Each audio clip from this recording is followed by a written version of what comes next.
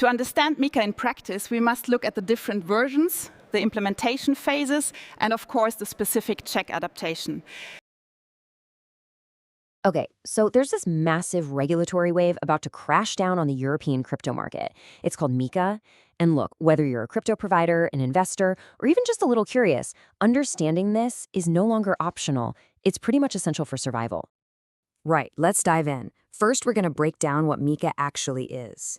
Then, we'll walk through the super important timeline you need to have burned into your brain. After that, we'll zoom right in on a real-world compliance playbook for the Czech Republic, and then pull back to look at the 4 different paths every crypto business is going to have to choose from. And finally, we'll wrap up with what all of this really means for you, the end user.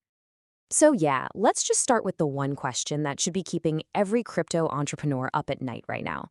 Because let's be real, this isn't just some minor update. It's a complete rewiring of the entire industry.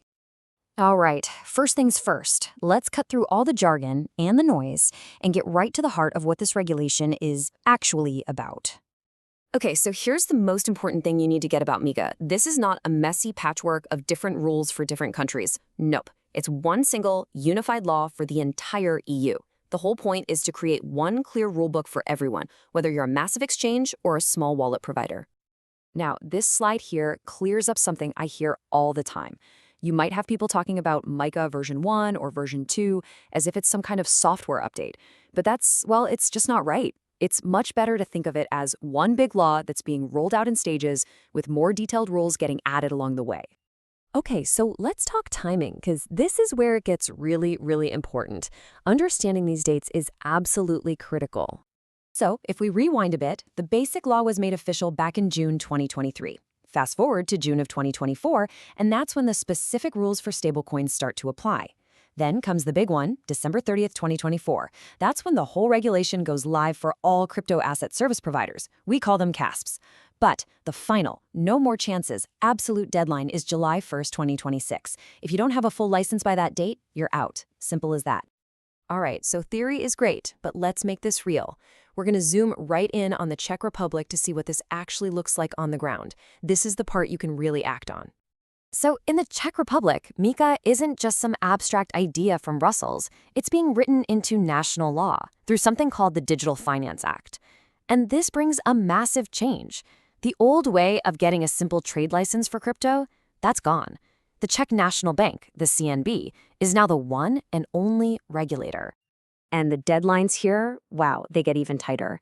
February 15th, 2025, the national law kicks in. Then July 31st, 2025. This is the do or die date.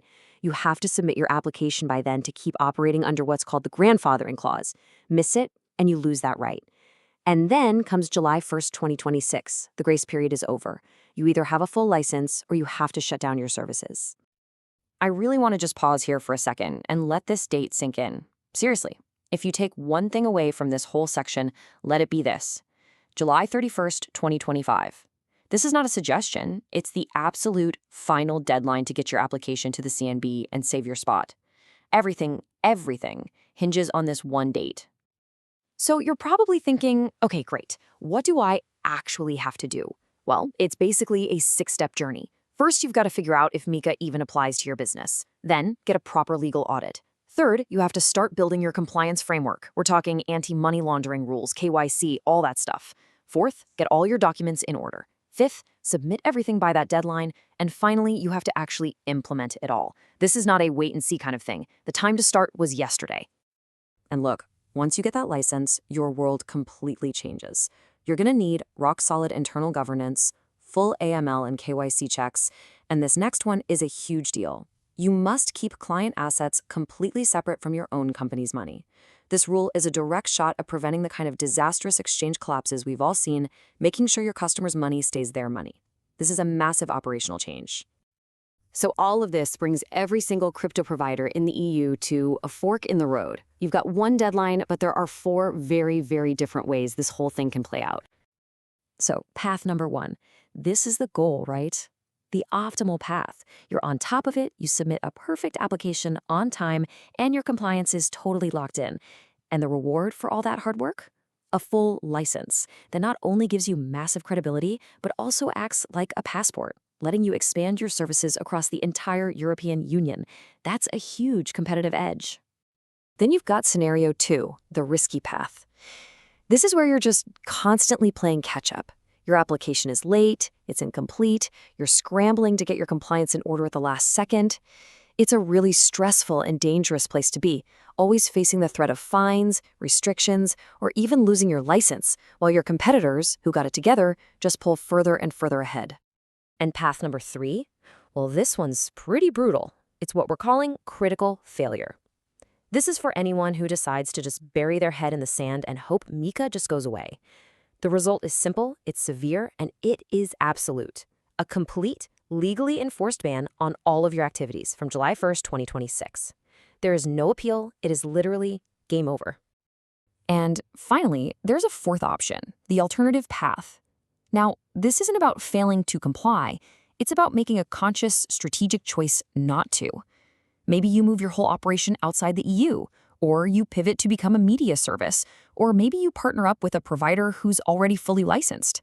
These are all totally legal options, but they mean you have to fundamentally rethink your whole business model.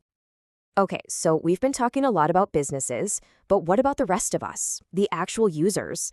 How does this whole thing change the crypto experience for you? And this really breaks it down perfectly. What we're looking at is a fundamental trade-off.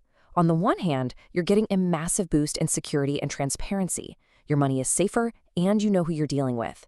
On the other hand, yeah, you should probably expect tougher sign-up processes and maybe some higher costs as these companies cover their new expenses.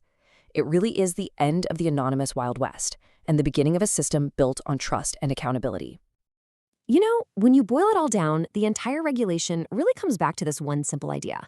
Getting compliant now isn't just about dodging fines. It's about actually securing your right to exist in the future and building the credibility you need to succeed in this new era of crypto. Which really just leaves us with one big question to chew on, doesn't it? Is a regulation like MiCA crypto's final boss, the thing that finally crushes its innovative spirit? Or is it the exact thing crypto needs to get its ticket to the big leagues and finally become a legitimate part of the mainstream financial world? Something to think about.